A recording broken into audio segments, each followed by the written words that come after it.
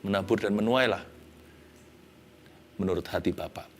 Tapi sekarang kita baca dulu di pasal 26, Kejadian 26 dengan judul Kita Anak Perjanjian. Itu renungan kita di saat teduh hari ini. Kita anak perjanjian karena memang kita bukan anak-anak gampang. Jadi Tuhan itu sangat peduli dengan hidup Anda dan hidup saya. Kita juga anak perjanjian. Bukanlah anak-anak kedagingan. Kita ini keturunan Abraham dan Ishak. Karena kita adalah ahli waris daripada janji-janji Kristus. Ahli waris kerajaan sorga, putra-putri yang sah. Coba katakan pada diri sendiri, saya adalah anak perjanjian. Sama-sama katakan, saya anak perjanjian. Puji Tuhan. Kejadian 26 ayat 1, maka timbullah kelaparan di negeri itu. Ini bukan kelaparan yang pertama yang telah terjadi dalam zaman Abraham. Sebab itu Ishak pergi ke Gerar kepada Abimelek, raja orang Filistin. Ayat pertama, timbullah kelaparan di tanah perjanjian karena Ishak kan ahli waris Abraham. Waktu itu sudah tinggal di tanah perjanjian meskipun belum zamannya nanti ketika orang Israel menguasai seluruh tanah Kanaan. Tapi Ishak sudah menginjakkan kaki di tanah yang dijanjikan Tuhan kepada Abraham. Dan sekarang diwariskan kepadanya. Kok bisa ya? Dalam perjanjian Allah, namun timbul kelaparan di negeri itu. Ini bukan kelaparan yang pertama lagi. Sudah pernah terjadi di zaman Abraham. Ayat pertama katakan begitu. Makanya itu Ishak pergi ke Gerar kepada Abimelek. Abimelek ini bukan hanya nama. Abimelek ini sebuah gelar. Seperti sultan. Seperti raja. Abimelek adalah raja Filistin. Dan akhirnya dia mau mengungsi ke situ Ishak karena terjadi kelaparan di tanah perjanjian. Begini ya, tidak semua janji Tuhan itu akan digenapi sekaligus. Dan juga ada janji-janji Tuhan yang terasa lambat datangnya. Kok sampai sekarang belum ada jawaban doa? Kok belum digenapi ya? Tapi ketika terjadi kelaparan di negeri itu, lalu Tuhan ayat 2 mengatakan begini, Tuhan menampakkan diri kepadanya, kepada Ishak serta berfirman, janganlah pergi ke Mesir ya, diamlah di negeri yang akan kukatakan kepadamu. Tinggallah di negeri ini sebagai orang asing, maka aku akan menyertai engkau dan memberkati engkau, sebab kepadamulah dan kepada keturunanmu akan kuberikan seluruh negeri ini, dan aku akan menempati sumpah yang telah kuikrarkan kepada Abraham ayahmu. Jadi ketika kelaparan terjadi, jangan pergi ke Mesir. Bisa nggak setelah seseorang menerima janji Tuhan, dia dicobai? Bisa. Bisa nggak setelah kita menerima sebuah janji yang begitu luar biasa, ternyata nggak datang-datang juga penggenapannya? Bisa. Inilah prinsipnya. Ayat ke-1 dikatakan, maka timbullah kelaparan di negeri itu, yaitu di tanah perjanjian. Di sini terjadi yang namanya promise versus covenant. Dalam bahasa Indonesianya sama-sama janji dan perjanjian. Tapi ada perbedaan. Maksudnya begini, ketika beberapa janji Tuhan nampaknya garing di hidupmu, janganlah hatimu lekas kecewa. Tetap pegang teguh pada perjanjian itu. Kalau janji 1-2 belum digenapi, jangan dibesar-besarkan dalam jiwa. Lalu kita berkata Tuhan nggak setia. Karena manusia cenderung lupa akan janji-janji yang sudah digenapi. Karena kita terlalu enak, terlalu nyaman. Manusia itu seperti 9 orang kusta yang nggak kembali. Mereka nggak tahu berterima kasih. Yang selalu dirasakan dan diperhatikan adalah janji yang belum ada penggenapannya. Janji yang terulur datangnya. Mujizat yang belum kunjung tiba, itu yang dibesar-besarkan. Sedangkan segala berkat Tuhan yang natural, yang alami di belakang kita, yang sudah disediakan dengan cuma-cuma, kita nggak perhitungkan. Apalagi mujizat-mujizat yang sudah pernah terjadi di masa lalu. Anda bisa dengan mudah berkata, ya kan itu sudah terjadi di belakangku. Aku butuh mujizat baru. Seringkali kita ini kurang bersyukur atas segala sesuatu yang alami maupun supranatural yang pernah terjadi di hidup kita. Jangan anggap semua itu kebetulan loh ya. Tapi kita tidak perhitungkan. Karena itu kalau seseorang biasanya kecewa sama Tuhan akan sesuatu, itu biasanya enggak semua janji Tuhan tidak digenapi dalam hidupnya. Enggak juga sih. Biasanya ada satu atau dua, dan itu jadi fokus hidupnya. Dia melulu lihat janji ini belum digenapi oleh Tuhan Yesus.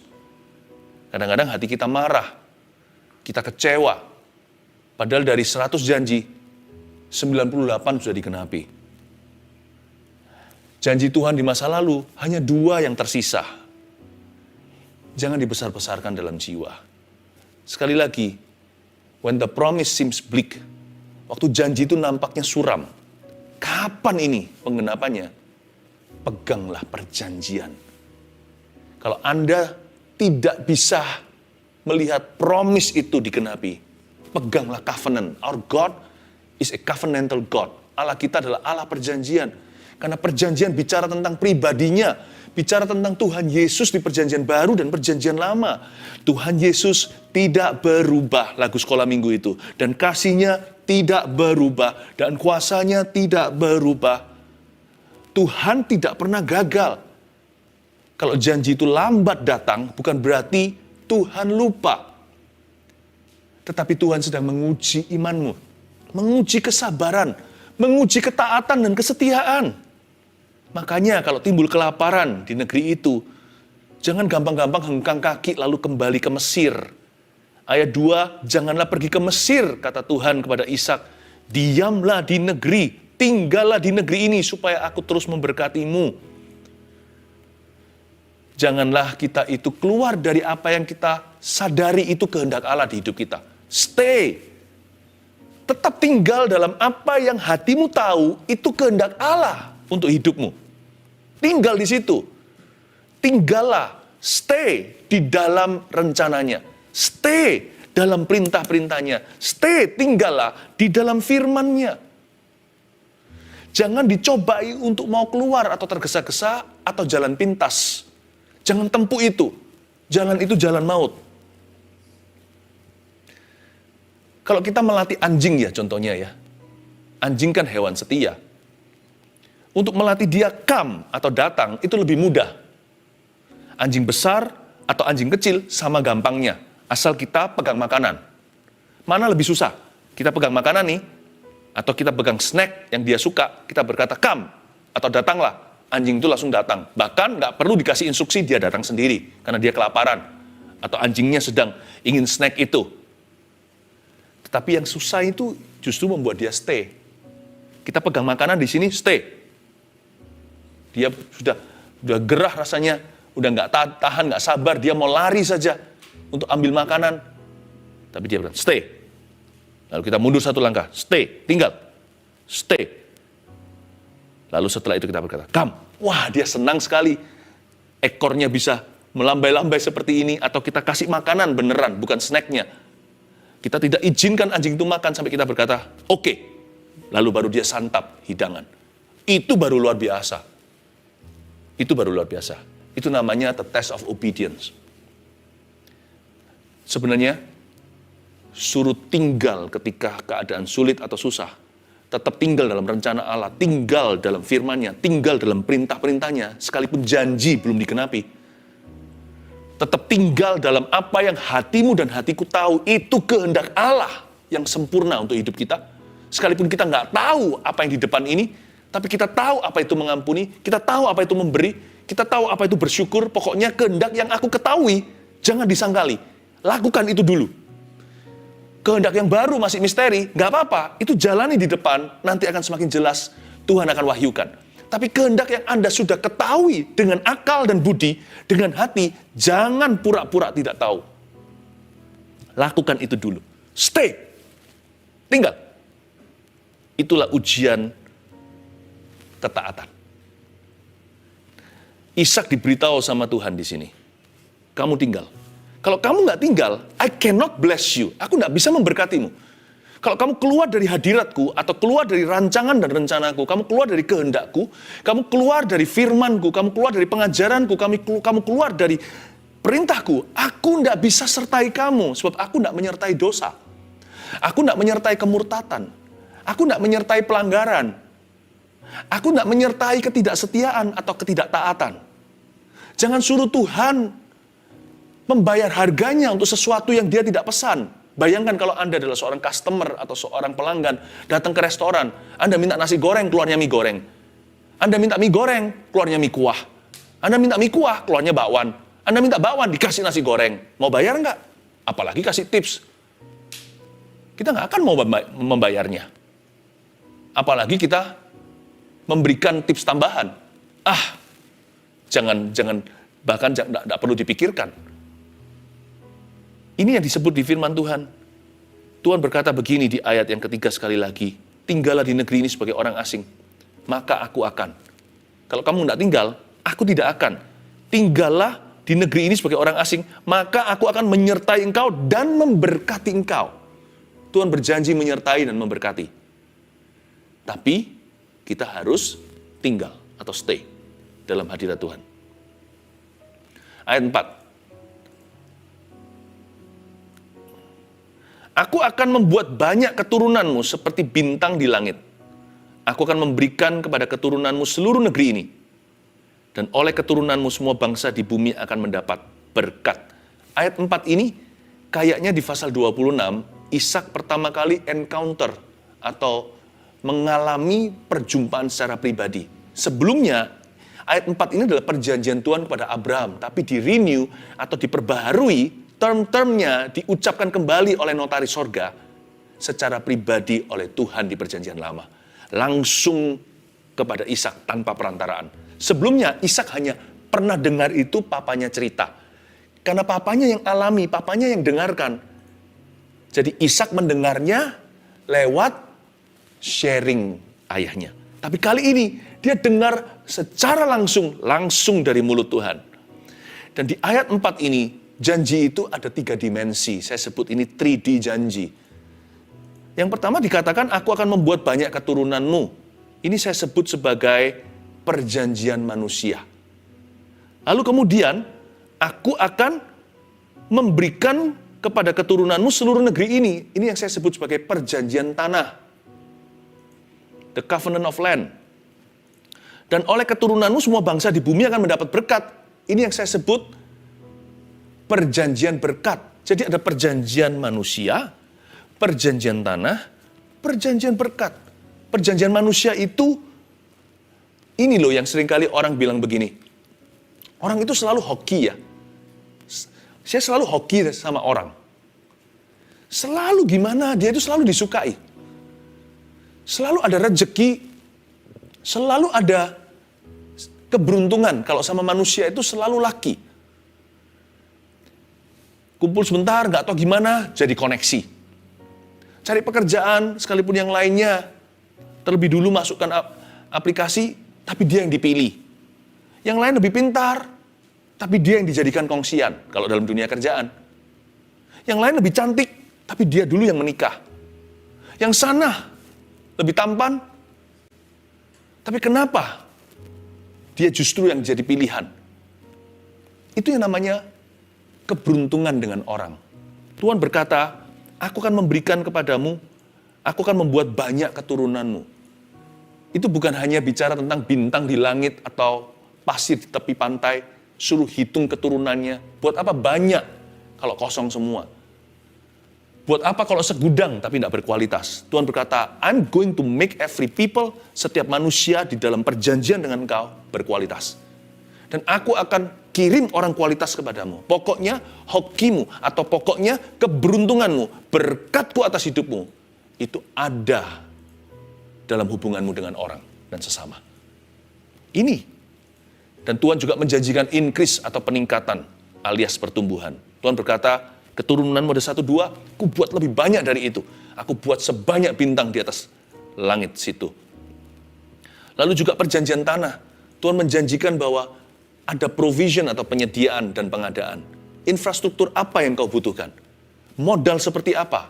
Aku Tuhan yang sediakan, kata Tuhan pada Ishak. Tapi you must stay, kamu harus tinggal.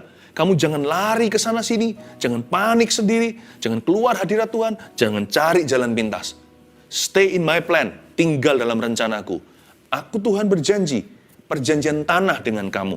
Tanah ini bukan hanya bicara soal land atau properti, tanah ini bicara tentang apapun yang kau butuhkan sebagai modalmu. Untuk gali sumur, untuk bangun perumahan, untuk berkeluarga, untuk bekerja. Aku Tuhan akan menyediakan satu persatu seperti 5 roti 2 ikan. Tuhan berkata infrastruktur Tuhan siapkan. Tuhan itu baik. Tuhan itu baik. Tuhan itu selalu menyertai orang-orang yang melakukan kehendak-Nya. Tidak dibiarkan mereka itu mengemis-ngemis dan keturunannya minta-minta roti di jalanan. Saya bukan bicara tentang secara fisik berkat itu saja. Saya bicara bahwa Allah kita itu adalah seorang pribadi yang paling bertanggung jawab dalam hidup kita. Dia yang melahirkan kita baru dalam kerajaannya. Lalu kita nggak ditelantarkan karena kita adalah anak perjanjian. Tahu nggak, Anda dan saya adalah anak sah. Nggak ada yang namanya anak itu tidak dibekali oleh sama papa mamanya. Orang tua yang baik, sekalipun dia nggak punya, tapi dia pasti akan membekali dia dengan ilmu atau pendidikan dari kecil kan. Anak itu selalu dibelanin sama ortu. Orang tua kan bekerja untuk apa? Supaya bisa memberikan bekal anaknya suatu hari ketika dia dewasa. Dia bisa menjadi orang yang berguna. Diberi ilmu pengetahuan, dikasih pendidikan. Beberapa orang memberikan modal kerja, diberikan rumah. Tuhan kita lebih dari itu. Allah kita itu akan membekali putra-putrinya. Karena Anda dan saya bukan anak gampang, tapi anak perjanjian. Bukan anak kedagingan, karena itu tinggallah dalam rencana Tuhan. Jangan kembali ke Mesir. Ya. Lalu di ayat ini juga dikatakan semua bangsa di bumi akan mendapat berkat. Ada perjanjian berkat dengan Ishak. Tuhan berkata seperti ini, akan ada pengurapan dalam kehidupanmu. Akan ada victory, akan ada kemenangan. Akan ada penyertaan Immanuel, Allah beserta kita. Anehnya, apapun yang kau kerjakan berdampak. Belum lagi berdampak luas. Your life will be an impact to others. Tuhan seperti memberitahu kepada Ishak, bahwa keturunannya nanti satu persatu akan menjadi orang berpengaruh. Yang ini bukan berkat secara fisik, yang ini bukan materi.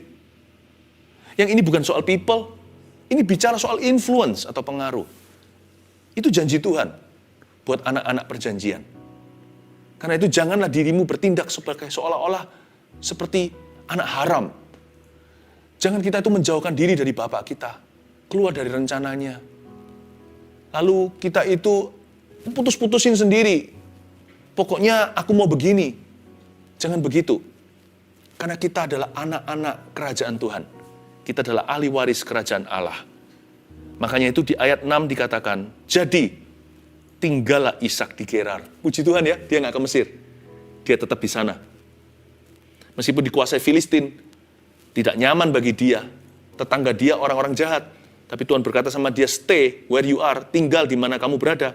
Tinggallah Ishak di Gerar. Makanya Ishak itu menjadi ahli waris.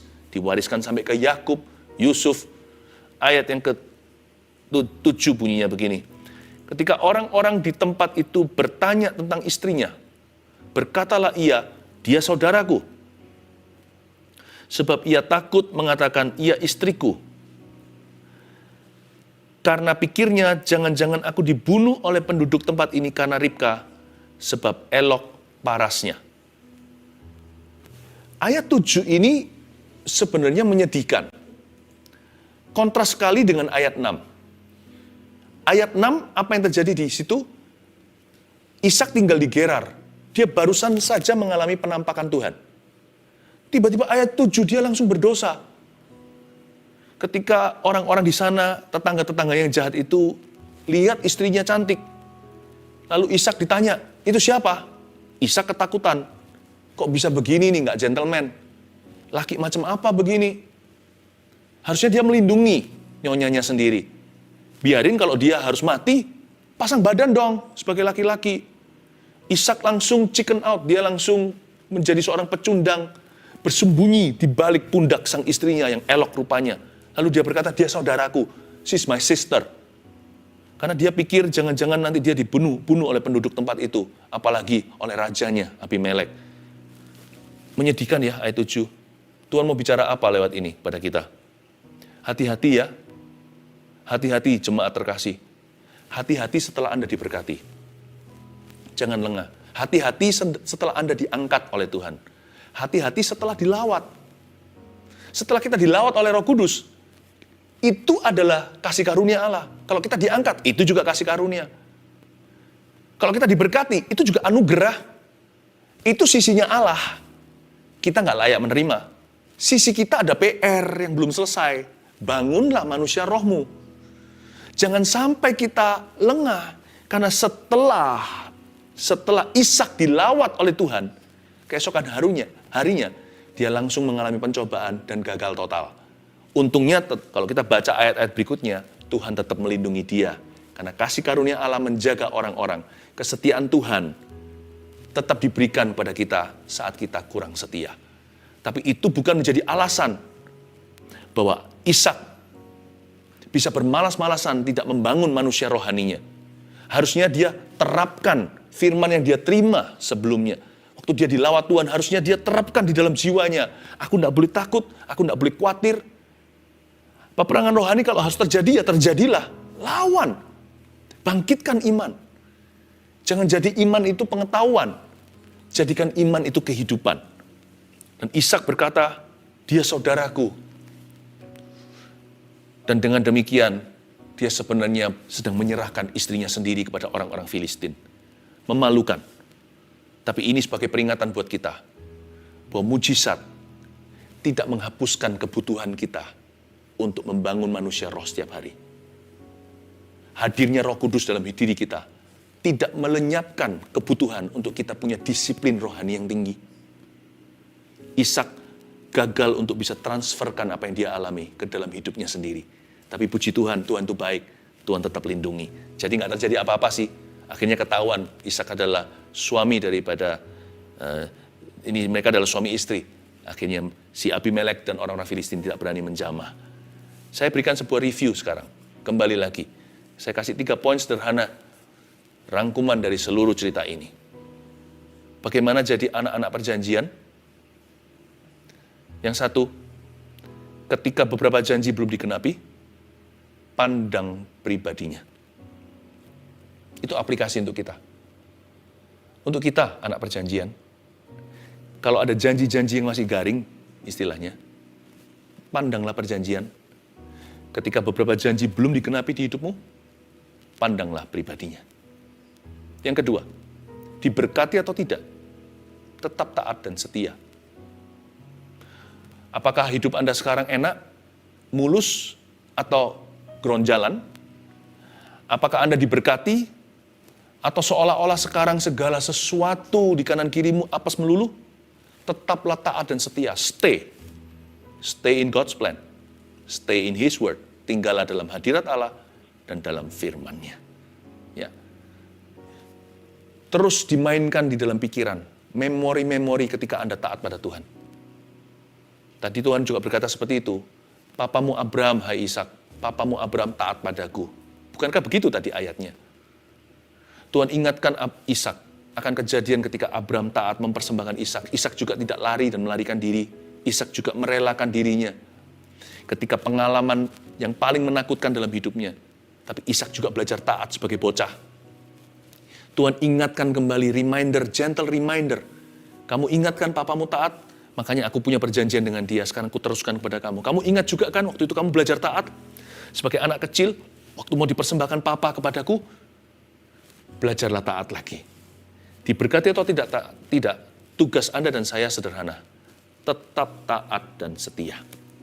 Yang terakhir, beriman terus dan jangan lengah. Sekalipun kalau mujizat terjadi, sekalipun kalau 2 janji Tuhan di masa lalumu itu yang terakhir akhirnya digenapi. Jangan habis itu berkata happy ya, lalu Anda lengah. Berimanlah terus. Tugasku adalah terus membangun manusia roh kita. Dan don't let your guard down. Jangan turunkan pertahanan. Karena Tuhan belum selesai. Janji lama sudah digenapi. Masih ada janji baru yang di depan situ. Karena itu, bangun terus imanmu. Amin. 3 hal ini dicatat baik-baik dalam hati, terapkan dalam kehidupan. Kalau Anda adalah anak perjanjian, berarti Anda dan saya adalah ahli waris kerajaan sorga. Tahu nggak? Tuhan kita nggak pernah gagal. Apa yang dikatakan oleh Yesus pasti akan terjadi dalam kehidupan kita. Sekalipun melalui waktu, tunggulah dan nantikanlah. Jikalau Tuhan menguji imanmu, keluarlah sebagai pemenang. Biar imanmu seperti emas murni yang teruji lewat api. Haleluya.